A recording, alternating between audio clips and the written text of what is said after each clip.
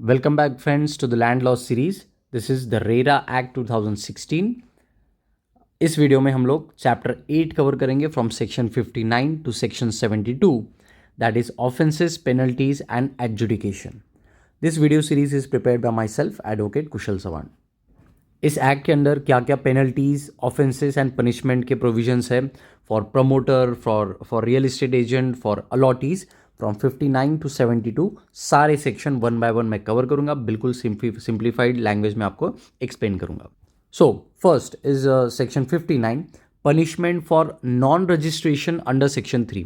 हमने देखा था अंडर सेक्शन 3 में प्रमोटर को उसको अपना प्रोजेक्ट रजिस्टर करना ये कंपलसरी है.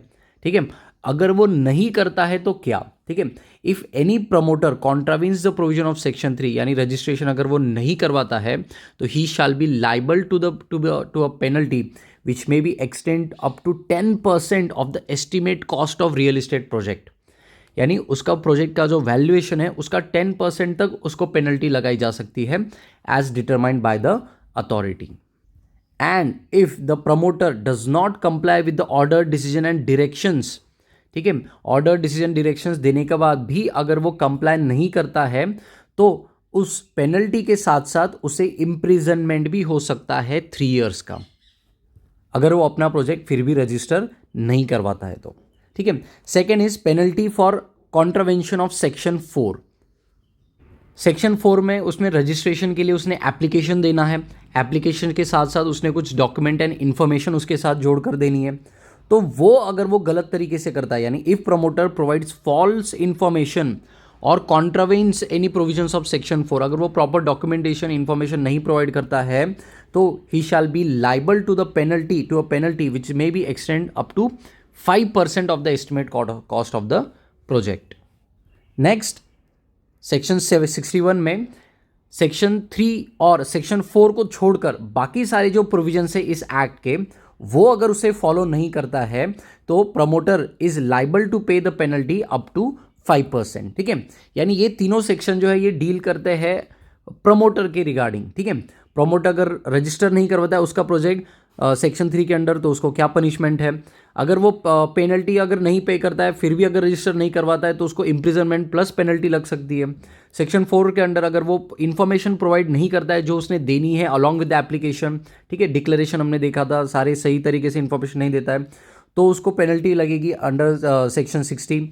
और 3 और 4 छोड़कर बाकी सारे अगर जो भी प्रोविजंस है एक्ट के, वो अगर वो कॉन्ट्रावीन करता है तो उसको अंडर सेक्शन 61 पेनल्टी लग सकती है. देन सेक्शन 62 ये डील करता है पेनल्टी के provisions for the real estate agent. ठीक है, हमने देखा था रियल एस्टेट एजेंट को रजिस्टर करवाना कंपलसरी है अंडर सेक्शन 9 और उसको कुछ फंक्शंस दिए हुए, उसके कुछ ड्यूटीज दिए हुए अंडर सेक्शन 10. वो अगर वो कंप्लाई नहीं करता है, if any real estate agent fails to comply और contraventions to of the provision regarding section 6, section 9 and 10, then he shall be liable to pay the penalty of 10,000 rupees for every day during which such default continues. वो जब तक वो continue करता है without registering या without वो functions वो follow नहीं करता है तो उसको हर दिन 10,000 रुपीज़ तक का फाइन लग सकता है, which may accumulate up to extend up to 5% of the cost of plot, apartment या बिल्डिंग. जो कोई बिजनेस ट्रांजैक्शन उसके थ्रू हुआ है प्लॉट, अपार्टमेंट, बिल्डिंग का, तो उस कॉस्ट के अप टू 5%, मैक्सिमम 5% तक उसको पेनल्टी लग सकती है एवरी डे 10,000 ऐसे कैलकुलेट करके. नाउ 63 एंड 64 डील करते हैं प्रमोटर के रिगार्डिंग. ठीक है, प्रमोटर अगर ऑर्डर्स फॉलो नहीं करता है अथॉरिटी के, या प्रमोटर अगर ऑर्डर्स फॉलो नहीं करता है अपीलेंट ट्रिब्यूनल के, तो क्या क्या प्रोविजन है पेनल्टी के. अगर अथॉरिटी के अगर ऑर्डर्स वो कंप्लाई नहीं करता है, पेनल्टी अगर फेलियर करता है तो उसको क्या पेनल्टी लगती है. Penalty for every day during such default, जो अक्यूमुलेट करके होगा maximum 5% of the estimate cost of the project. And अगर अपीलेंट ट्रिब्यूनल की अगर बात नहीं मानता है, उनके ऑर्डर्स को अगर फॉलो नहीं करता है तो पनिशमेंट प्लस इम्प्रिजनमेंट होगा 3 साल का. ठीक है, पनिशमेंट कितना, up to 10% of the real estate project. यानी अथॉरिटी के लिए 5% penalty every day such countries maximum 5%, और अपीलेंट ट्रिब्यूनल के लिए इम्प्रिजनमेंट भी होगा और पनिशमेंट भी होगा up to 10% of the project. Then next है 65 एंड 66 में दिया हुआ है कि रियल एस्टेट एजेंट अगर अथॉरिटी की बात नहीं मानेगा, उनके ऑर्डर्स नहीं मानेगा तो क्या होगा, तो उसको हर दिन पेनल्टी लगेगी जब तक वो अपना डिफॉल्ट कंटिन्यू करता है, up to 5% of that estimate cost of plot, building या अपार्टमेंट जो भी उसने बेचा हुआ है, ठीक है, सेल और परचेज के लिए उसने जो फैसिलिटेट किया हुआ है। और अगर वो ट्रिब्यूनल की बात नहीं मानता है, अपीलेंट ट्रिब्यूनल की बात नहीं मानता है, उनके ऑर्डर्स अगर कंप्लाई नहीं करता है, तो इम्प्रिजनमेंट होगा extend up to 1 year and fine for every day up to 10% जो भी उसने फैसिलिटेट किया हुआ है प्लॉट, बिल्डिंग, अपार्टमेंट परचेस या सेल, ठीक है। तो ये रियल एस्टेट एजेंट के लिए पेनल्टीज 65 एंड 66 में। देन सिमिलरली यहां पर अलॉटी यानी जो परचेसर और बायर है उसके लिए क्या प्रोविजंस है पेनल्टीज के, तो अगर वो अथॉरिटी के ऑर्डर्स अगर नहीं मानता है तो he shall be liable to पे for the period during which such default continues. वो जब तक बात नहीं मानेगा, जब तक वो डिफॉल्ट में है, ठीक है, तो वो सारे उसको एक एक करके हर पीरियड, उस टाइम पीरियड के लिए उसको पेनल्टी मिलेगी, maximum 5% of the cost of plot, apartment, building जो भी उसने परचेज किया हुआ है। सिमिलरली अगर वो अपीलेंट ट्रिब्यूनल की बात नहीं मानता है, उनके ऑर्डर्स अगर फॉलो नहीं करता है, कंप्लाई नहीं करता है, तो इम्प्रिजनमेंट होगा up to 1 year and fine for every day accumulate करके अप टू 10%, जितना भी टाइम उसका डिफॉल्ट हुआ है तो वो टाइम का 10% तक उसको पेनल्टी लगेगी, प्लस उसके साथ साथ 1 साल का इम्प्रिजनमेंट भी हो सकता है। ये प्रोविजंस है अलॉटी के लिए। नाउ ऑफेंसेस बाय कंपनीज, ठीक है, अगर बिल्डर खुद अकेला नहीं है बट उसकी एक कंपनी है, अलग अलग हायरार्की में काम करता है, ठीक है, बाकी सारे लोग भी इन्वॉल्व हैं, तो at the time of offence जो इंचार्ज है उस कंपनी का, ठीक है, he shall be deem to be guilty, उसको गिल्टी माना जाएगा, वो लाइबल रहेगा ऑफेंसेस एंड पेनल्टीज के लिए। बट ऐसा जरूरी नहीं कि हर बार जो मालिक है, जो डायरेक्टर है, वो ही सारे गलत चीज़ों में इन्वॉल्व हो, उसके सर्वेंट्स भी इन्वॉल्व हो सकते हैं, ठीक है।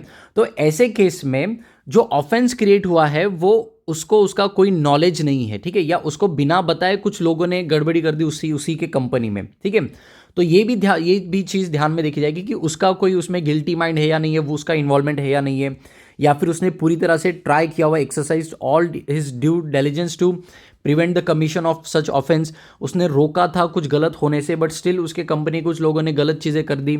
ऐसा अगर होगा तो डायरेक्टर या जो मालिक है कंपनी का, जो इंचार्ज है, उसको हम लोग गिल्टी नहीं मानेंगे, ठीक है।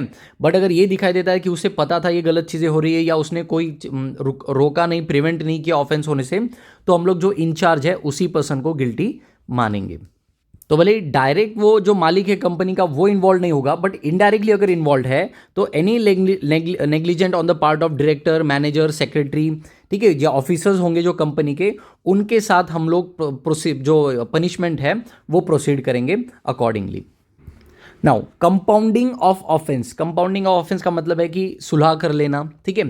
तो अगर कोई सुलह भी हो रही है फ्रॉम अलॉटी और प्रमोटर के बीच में, या कोई समझौता, हम लोग कहते हैं कि भाई किसी को इम्प्रिजनमेंट वगैरह नहीं होनी चाहिए, हो गई गलती, माफ़ करो, इतना इतना फाइन भर दो, तो जो भी सुलह होगी या समझौता होगा, तो समझौता में जो कीमत या फाइन हम लोग जो कंसिडर करेंगे, ठीक है, the sum which is prescribe, जो पैसा यहाँ पर डिसाइड किया जाएगा गलत यानी समझौते के लिए, which in any case not to be exceed the maximum amount of fine, जो हमने देखा था 5%, 10% एवरी डे, तो जो ऑफेंस किया हुआ है उसके लिए जो पेनल्टी है, जो इस एक्ट में प्रिस्क्राइब्ड है पेनल्टी, उसके ऊपर कोई समझौता नहीं होगा, ठीक है। जो भी आपको अगर कोई मिडल वे अगर फाइन करना है, ये पेनल्टी पे करके बात रफा दफा करनी है, तो मैक्सिमम जो अमाउंट यहाँ पर डिसाइडेड किया हुआ है उससे कम ही होना चाहिए अगर आपको कंपाउंडिंग ऑफ ऑफेंस करना है तो। 71 डील करता है power to adjudicate compensation under 12, 14, 18 and 19, ठीक है। 12, 14, 18, 19 ये हमने ऑलरेडी कवर किया हुआ है, ये आप लोग पिछले वाले वीडियोस में देख सकते हो। तो ये कंपेंसेशन डिसाइड करने के ये कंपेंसेशन रिलेटेड ये सेक्शंस है।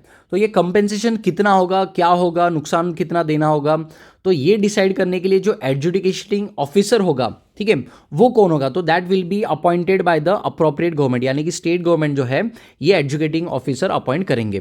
तो उसमें कौन कौन होगा, तो 1 और more judicial officer as deemed necessary, एक या एक से ज्यादा जुडिशियल ऑफिसर हो सकते हैं, हु इज और हैज बीन द डिस्ट्रिक्ट जज, यानी एटलीस्ट डिस्ट्रिक्ट जज लेवल के वो लोग होने चाहिए as a adjudicating officer for holding an inquiry, जो डिसाइड करेंगे compensation under this section. And provided that, अगर ये एक्ट जब इंप्लीमेंट हुआ था 2016-17 में, तब इस टाइप के जो केसेस थे कंपेंसेशन रिलेटेड वो जाते थे कंज्यूमर फोरम में, ठीक है। तो उस टाइम अगर कोई केस कंज्यूमर फोरम के पास अगर पेंडिंग है, कंज्यूमर डिस्प्यूट रिड्रेसल फोरम या कमीशन के पास अगर पेंडिंग है, तो वहां से ये कंप्लेंट विड्रॉ करके इस एडजुकेटिंग ऑफिसर के पास एप्लीकेशन किया जा सकता है, ठीक है। And once the application is made, adjudicating officer के पास अगर कंपेंसेशन रिलेटेड वो मामला आता है, वो एप्लीकेशन आता है, तो it shall be dealt with in the 60 periods, ठीक है। ये बहुत इंपॉर्टेंट है। कंपेंसेशन रिलेटेड कोई मैटर है और एडजुकेटिंग ऑफिसर के पास हम लोग कंप्लेन लेके जाते हैं, ग्रीवेंस लेके जाते हैं, एप्लीकेशन लेके जाते हैं, तो उसने 60 डेज में उसको डिसाइड करना है, ठीक है, उसका ऑर्डर निकालना है। तो provided that where any such application could not be dispose, अगर 60 डेज में अगर डिस्पोज नहीं हो पाता है तो उन्होंने वैसे रिटर्न रीजंस देने कि क्या क्या रीजंस की वजह से हम लोग 60 डेज में इसका जो है रिजल्ट नहीं निकाल पाते हैं।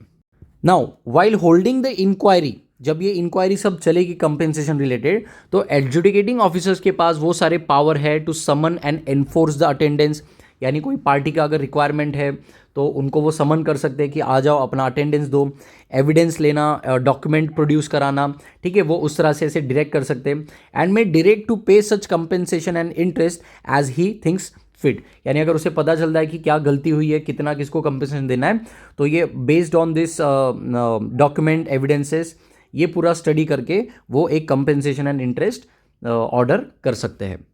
Now factors to be taken into account by adjudicating officers, adjudicating officer ने क्या क्या चीज़ें ध्यान में रखनी है जब ये पेनल्टी या कंपेंसेशन लगाएंगे। तो while adjudging the quantum of compensation and interest, what things are to be considered, ठीक है। तो amount of disappropriate gain and unfair advantage, कि भाई जो बिल्डर है, प्रोमोटर है, उसने उसमें से कितना फायदा किया गलत काम करके, तो वो चीज़ ध्यान रखी जाएगी।